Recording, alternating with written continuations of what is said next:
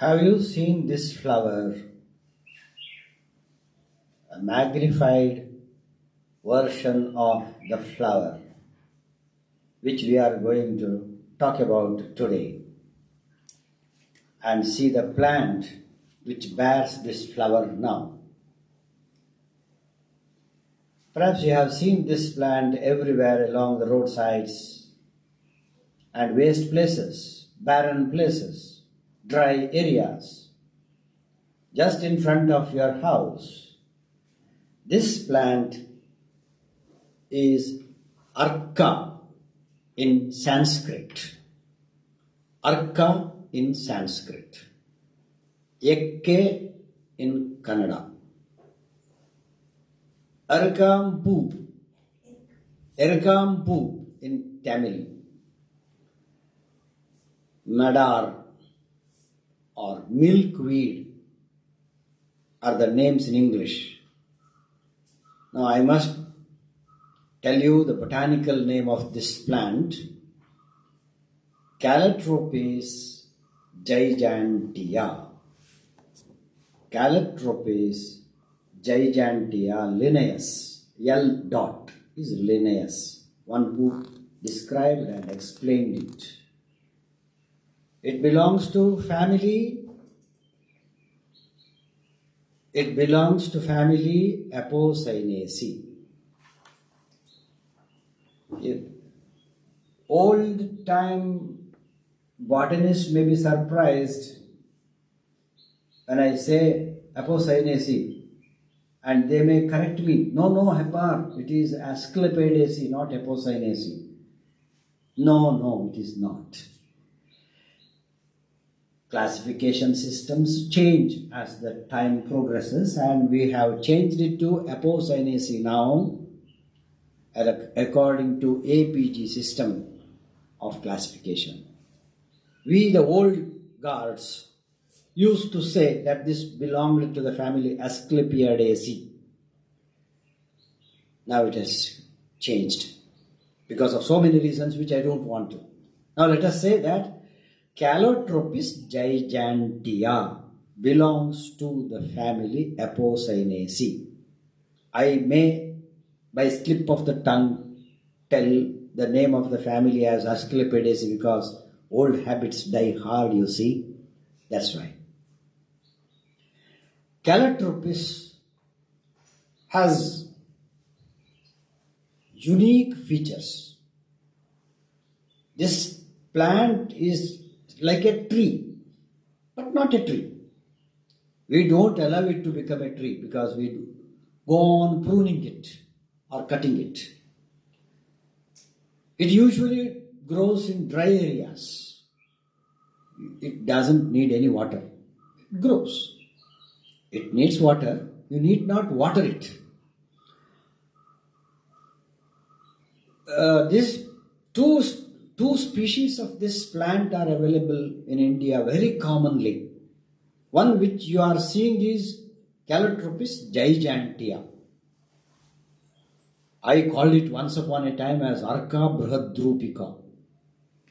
Brahadrupa, bigger one version. That means there should be a smaller version. That is Arka, another species, Calotropis procera. You may see that plant in the photograph of the Calotropis procera. You may see that. The one which you have just made a cropped at. Yeah.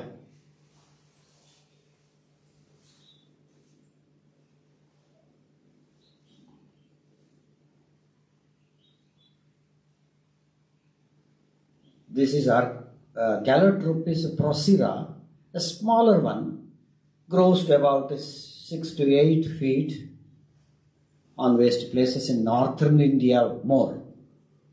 And in South India or all over India, Calotropis gigantea, you showed that other one? Show it.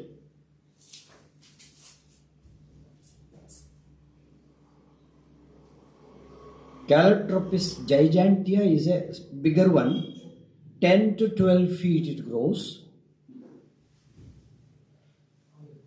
This is Calotropis gigantea. Yeah, I'll show it.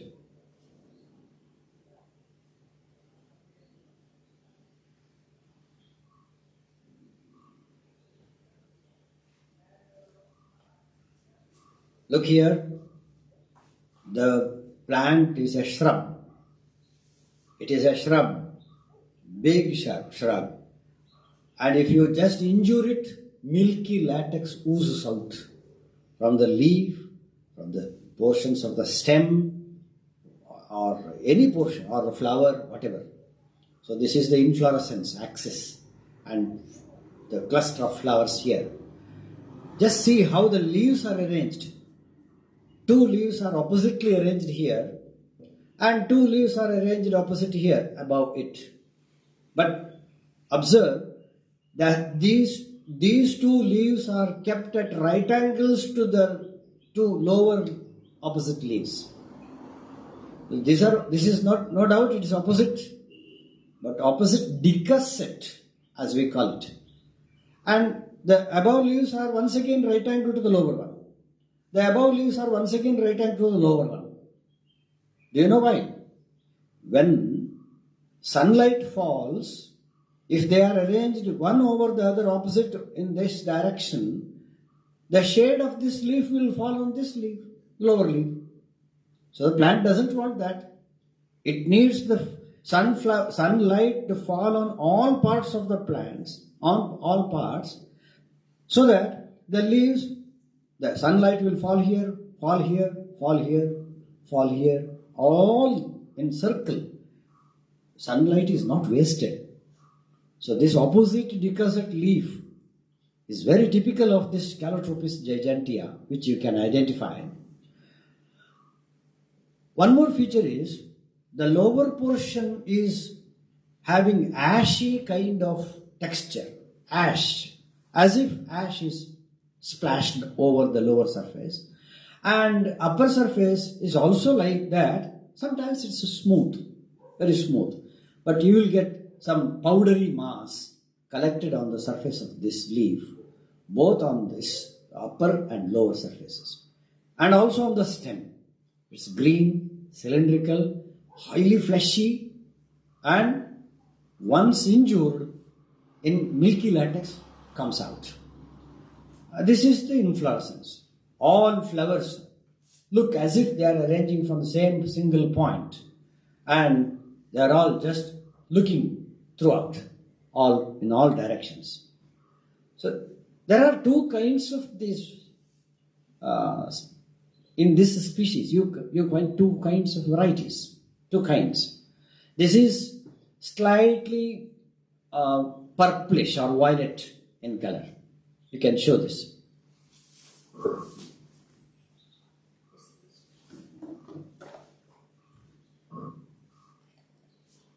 This is purplish in color, whereas the other one is white,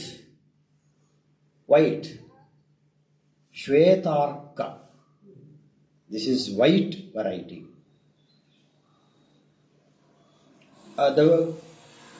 Both colored plants belong to the same. Yeah, you can show it. They belong to the same species, Calotropis gigantea.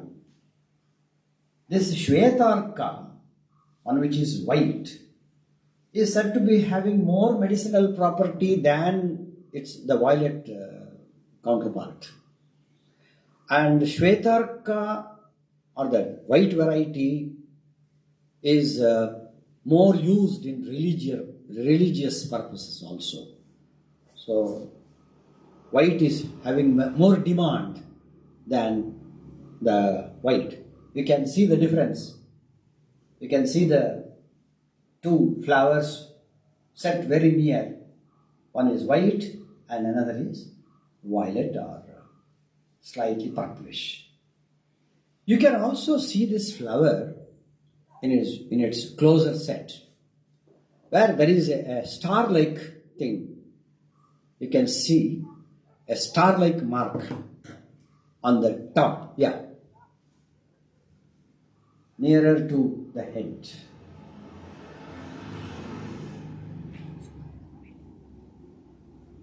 You are seeing the petals, 5 petals, and beautiful decorations in the center in the form of a column, having some decorated cucoid. That is called, that is having a circle-like. Just show it.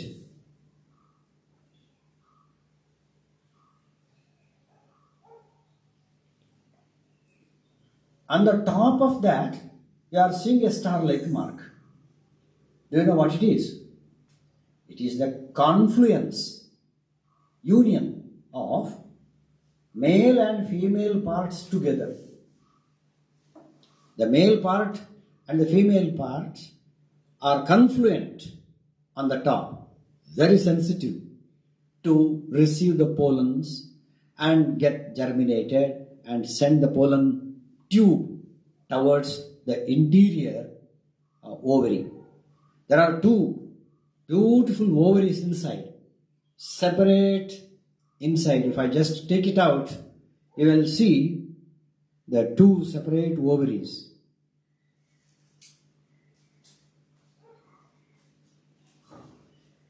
Just to show this.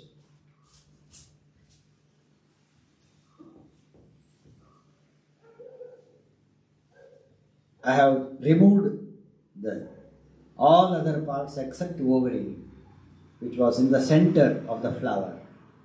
And these 2 ovaries will grow into fruits.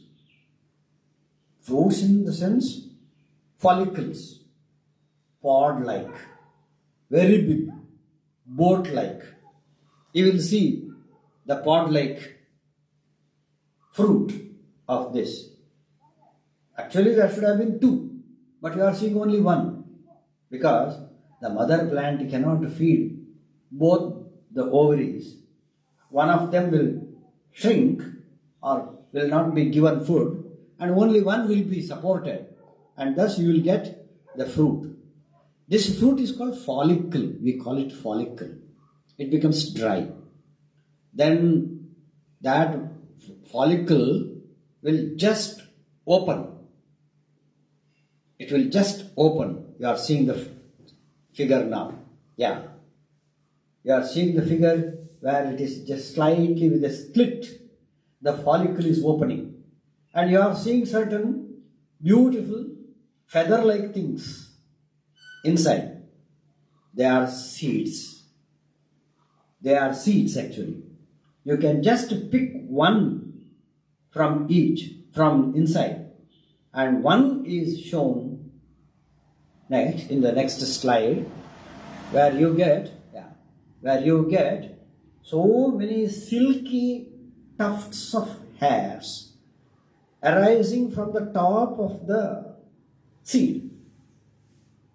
In Kannada, we call it Ajjana Gadda. Ajja is Tata, grandfather. His beard is white. And this tuft of silky hairs called coma will be helpful to make the seed to be buoyant or to float in air. And it is very much helpful in seed dispersal. The seeds will just walk off from the follicle after its dispersal into the air, and they will just, like a parachute, will just float in air. And whenever there is a source of water, immediately there will be moisture in the atmosphere. So that atmosphere carrying the moisture will be absorbed by these coma hairs and becomes a little bit more weightier. Immediately that will be now descending down. It will be pulled down. The seed is now slowly, which is in the air, buoyant, is now coming down, down, down. And wherever there is a source of water, the seed will just be there on the soil. Now it will start growing and becoming another plant. That's why thousands of plants can happen from one pod. You are seeing the pods. You are seeing the pods with the silky threads of these tufts hairs on the above figures, and below you are seeing two balloon-like things. These two balloon-like things are called pollinia. Do you know what it is? It is a mass of pollen grains. Paraga Renu in Kannada. Pollen grain.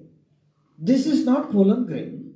It's a mass of all pollen grains in a unique fashion, and it is there collected in the form of a balloon.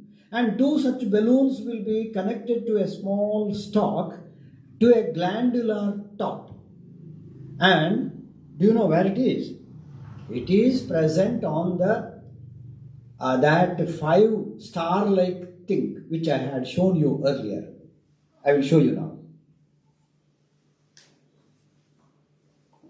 Yeah, on the top you are seeing the top as a star, and at the tip of each star there is a black mark, which is actually the place where these two balloons are suspended.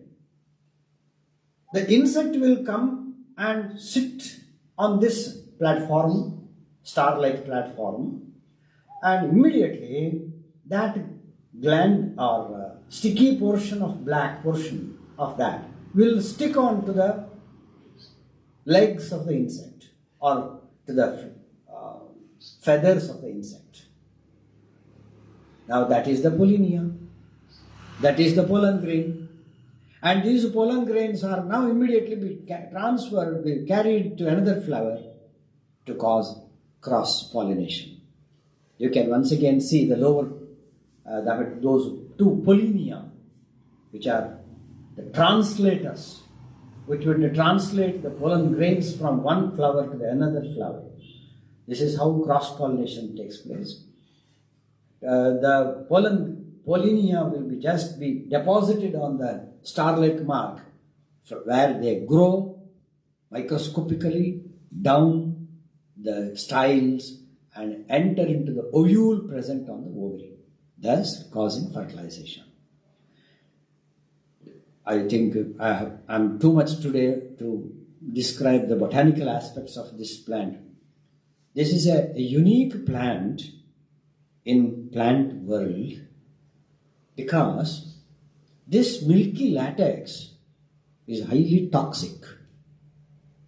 No cattle will come nearer to this plant because of its odd smell. Odd smell. They will never eat this. There is a saying that goats will never spare any plant.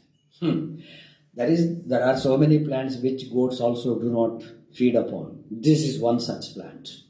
Calotropis gigantea will never be touched by goats or cattle even. It is highly toxic. If there is a little bit of this latex, milky juice comes nearer to our eyes are gone. Eyes are spoiled by the mere smear of this little juice to our eyes.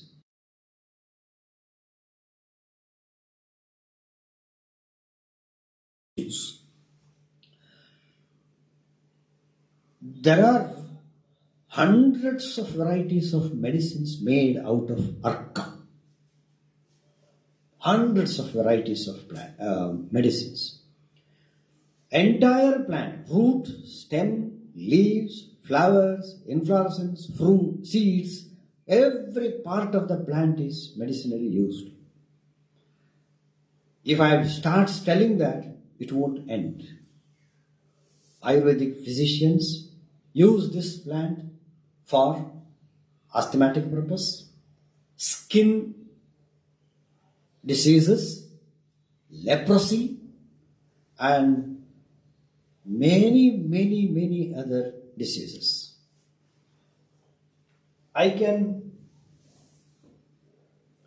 just quote Daitota Venkatarama, who has given the description of this particular use of this particular plant.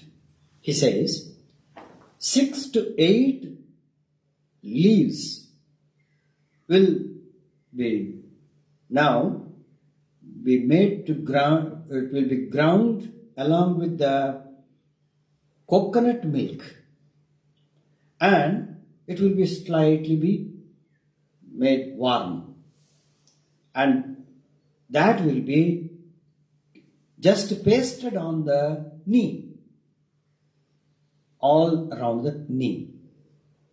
Many people in their old age will have arthritis, and they have the wearing of some bones here after some time due to old age, and the knee will become slightly worn out. It makes so much of joint pains in such areas. For that, P.S. Venkatarama Daitota writes here that these leaves can cure like a wonderful medicine. And for 1 hour, the paste must be there. And repeatedly, if it is warmed, and keep them on this for 1 hour, for 1 full week, it will make the knee joint pains, arthritic pains, very smoothened. It will be relieved. Arthritis, inflammations. When you are stepping up on the staircase, you find it very difficult. In such instances, these leaves will give beautiful cure for such people. There are so many medicines prepared for the purpose of bowel problems, from this epilepsy, asthmatic problems, jaundice, nerve-related problems. For everything, the leaves, the stems are used. And this Calotropis is really a kalpavriksha for an Ayurvedic man, because it can cure the diseases provided, given in proper dosage, under the administration of a well-known Ayurvedic physician. Some people will have some sores in between the last finger and the fourth one. So in between these 2 fingers, there will be some sores during monsoon or during the rainy seasons. If the leaves are ground, pasted, and is just applied there for 1 to 2 hours, that will be ideal. Even some physicians recommend that the milky latex can also be applied there, but at any cost, there shall not be any injuries there. Blood should not be exposed by any of the injured veins there. In such a case, milky latex can cause some problems because it's highly toxic. So whenever I am very much scared to tell the significance and importance of this plant to administer the drug, because if you start doing it without the consultation of an Ayurvedic physician, it may be problematic. So don't then complain that Ayurveda is very dangerous. You have to get consultation from the proper physicians of Ayurveda, and then you should administer it. It has a corrosive poison in the latex. Calotropin, fatty acids, calcium oxalate, calotoxin, calatin, usharin are the alkaloids. They are the glycolides, cardiac connected with the heart, glycosides. There are certain alkaloids from the roots also. They are called calotropone. They are good for dysentery and cutaneous affections. Leaves applied in paralyzed parts, painful joints. Milk is useful in ringworm. Leaves extracts have larvicidal, repellent, ovicidal activity on mosquitoes. So those who would like to make anti-mosquito ointments or any, they may go for research from these leaves. Calotropis is very much interesting in another way because it has so much of fatty acids and hydrocarbons.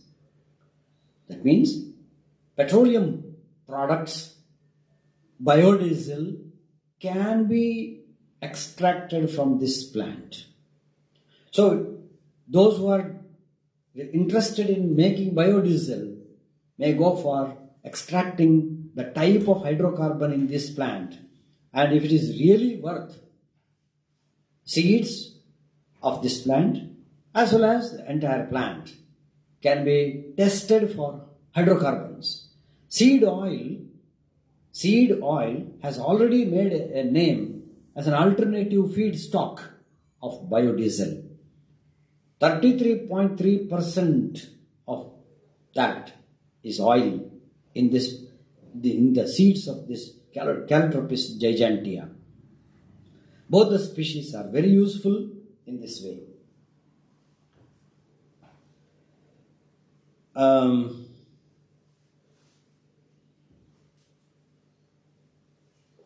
There are certain interesting things.